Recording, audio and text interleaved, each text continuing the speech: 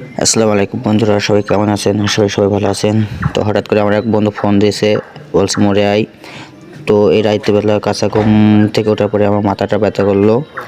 তো মরে যাওয়ার পরে একটা ছোটো করে চা খাবো। চা খাইলে নাকি মাথা ব্যথাটা কম হয়। তো এখন আমি মরে যেয়ে একটা চা খাবো। তো চা খাওয়ার জন্য, মরে যাওয়ার জন্য ফ্রেশ হবো প্রথম, কারণ ঘুম থেকে উঠলাম তো একটু ফ্রেশ হবো। এই যে মুখটা ধুয়ে আসলাম, মুখ ধোয়ার পরে মুখটা মুছতে হবে।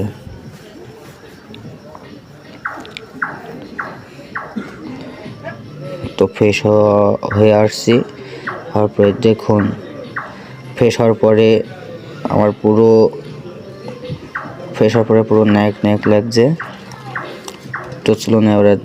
তো হঠাৎ আমার বাপ জিজ্ঞেস করছে কই যাবো, তো আমি বললাম মরে যাইতে, সেটা চা খাবো। তো চলুন বন্ধুরা, গুটি পাই সেই চায়ের দোকানে চলে যাই চা খাইতে। তো অন্ধকারে যাইতেছি বন্ধুরা, কারণ বাড়তি কোনো ফোন নাই, আর যেটা ছিল এটাতে ভিডিও করতেছি।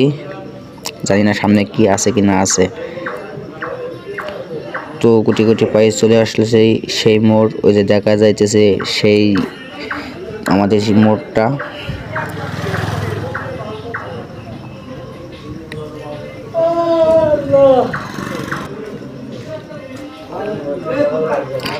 তো চা খাওয়ার পরে যে একটা বিড়ি খাইতে হয় সেটা সবাই জানে। তো এখানে এসে দেখি আমার ফোনটা ভেঙে গেছে, আমার দেখাইতেছে, খুব দুঃখজনক।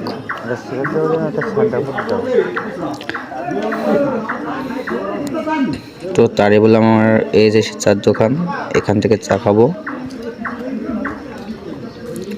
তারে বললাম একটা সিগারেট দিতে, সেটা সিগারেট দিল।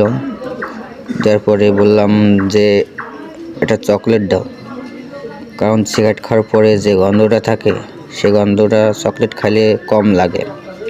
তো সিগারেট চকলেট নিয়ে নিলাম, কারণ চার দোকান থেকেই সিগারেট নিতে পারতাম, কিন্তু সেখানে অনেক লোকজন ছিল, কারণ লোকজনদেরকে খুব সম্মান করি। তো আসলাম সেই চায়ের দোকানে, চার অর্ডার দিয়েছি।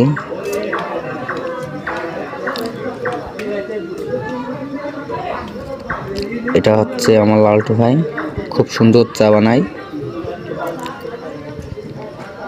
এখানে লোকজন আছে ভালোই।